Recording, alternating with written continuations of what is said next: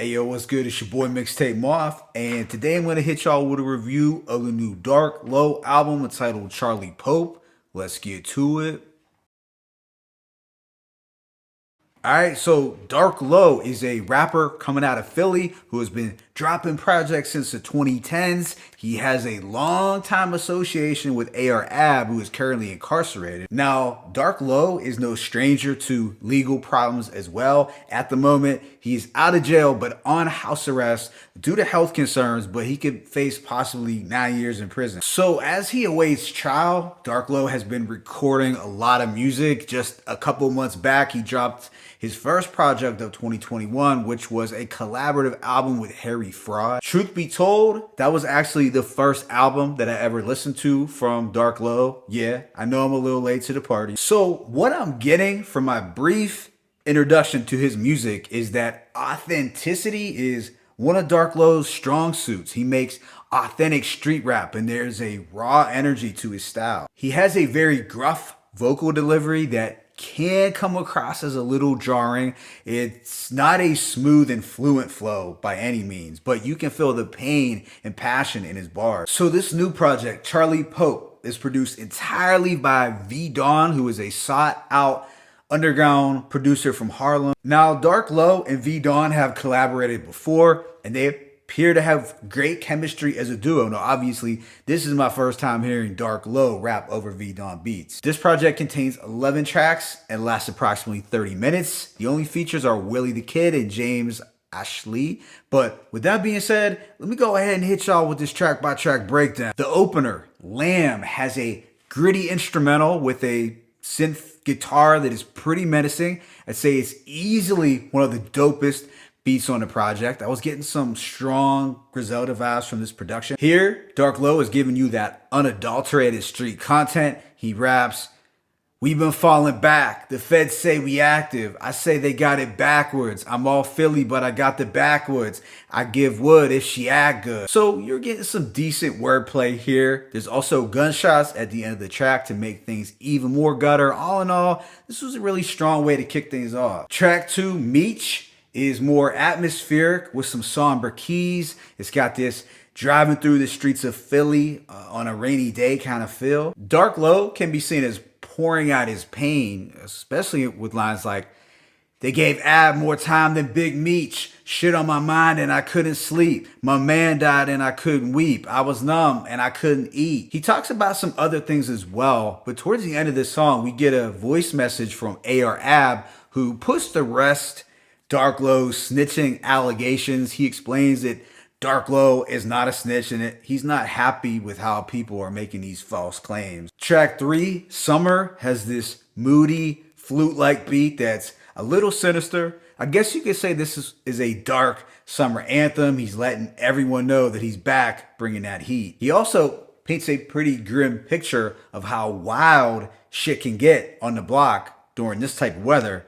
He raps, "When it's summertime and the temperature's rising, bodies dropping, mama's crying, somebody's baby's dying." Oh, and my apologies if my impression of Dark Low is a little off, as I'm still kind of getting used to him, but maybe I'm giving him a Flea Lord voice, although there are some similarities. On Flawless Bars, Dark Low is joined by Willie the Kid over this bare bones but alarming instrumental that gave me somewhat of an Alchemist feel. Willie the Kid's flow sounds immaculate over this dirty production as he raps, "And Nino was a boss, but he told, let's not forget that." And that was good to point out, because if you actually watch the full New Jack City movie, you would see that Nino Brown snitched. So he's not someone that rappers or the streets should ever want to emulate. Dark Low has some lines that caught my attention. He states, "Shorty say she listened to Willie, me, Benny, and Dirk." I guess that's a nice little mixture of boom bap and commercial that she's listening to. But yeah, overall, I'd say the bars were constructed really well and the beat was hard. On Clean Run, the tempo slows down a bit. The piano loop is elegant, but haunting, almost akin to some DJ Muggs production. You know how Nas said a drug dealer's destiny is reaching a key? Well, to Dark Low, a dope boy's dream is to have a clean run. Now, he had a bar that I found to be pretty rudimentary. He raps, "Ah, fuck it, go up in his mouth like when you see a dentist." Yeah, that's pretty basic. But towards the end of the song, he made up for it with drumming shit, late night, I swear I'm Questlove. That was pretty clever. I feel this will appeal to a younger and old school audience. For the younger audience, they will like the drumming reference, and for the old school heads, they will appreciate the nod to Questlove. Now, track 6, Letter, is his most topically focused song on the album. It also has some of his most poignant and heartfelt lyrics. On top of this somber backdrop, he reads a letter to his friend who has committed suicide. He solemnly states, "Everything was regular. Then I heard about your death. It didn't register. I slammed down my cellular. How could you kill yourself? I mean, I felt the guilt myself." The following track, 100 Proof, has a melancholy soundscape as well. The piano beat is melodic with this gloomy quality. On here, he talks about some different things going on, like his lawyer getting him house arrest, and that if you owe him money, he's coming to fuck shit up like it's 2020. I suppose he could add 2021 to the list as well. The subsequent track, Philippe's, has a smoother and symphonic instrumental, but Dark Low offsets it with his aggressive and hungry delivery. His following lines did stand out to me. "You took the stand when you got subpoenaed. I take the stand. It's more Huey Newton or Afeni's." So here he's showing you that he's gangsta, but also woke, as he's referencing black revolutionaries like Huey Newton and Afeni Shakur. Track 9, Born and Blessed, contains some eerie synth production that feels reminiscent to some Derringer or Alchemist. On here, he delivers some more grimy bars. He talks about being in the Bing, locked with stabbers and rapists. Although there were some lines that I found to be a bit cliche, like when he said, "You filled with bullshit. I'm like the plumber. I'll get you clean. I'm in her mouth like Listerine." Yeah, that's kind of cringeworthy. Now, the second to last song, Boomerangs and Samples, might have the second best instrumental on the tape. We get a cinematic beat that sounds like 70s heist music. There's the sound of a horn from a train in the background, as you can just envision old scenes of New York in the 70s and early 80s. It's a very gritty record. Here, Dark Low admits to facing years, even though he wasn't supposed to. Then the album comes to a conclusion with Legend. Here, V-Don provides a gentle piano beat with a sax line worked in. This one is about how he views himself as a legend in the streets.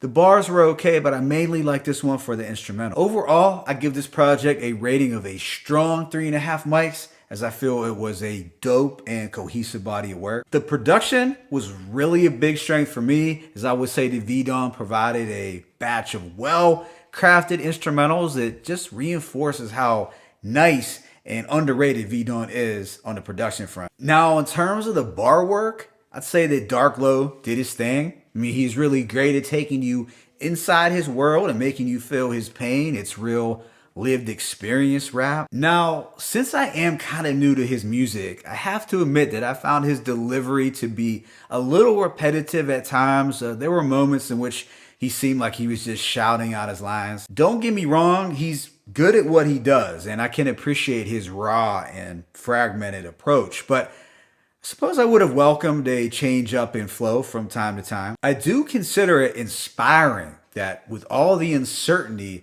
surrounding his future, Dark Low is still grinding and putting out solid music. I'm sure the average person wouldn't be able to deal with that kind of pressure, but it's dope to see that he's holding it down and pumping out enough music before he has to go in. My favorite tracks include Lamb, Meech, Flawless Bars, Letter, 100 Proof, Boomerang, and Sampler. Let me know in the comment section what Dark Low's best album is, and how do you feel this project compares to his other work with V-Don. It's your boy Mixtape Moth. I'm signing out, but be sure to hit that like button and please subscribe. As always, it's peace and blessings.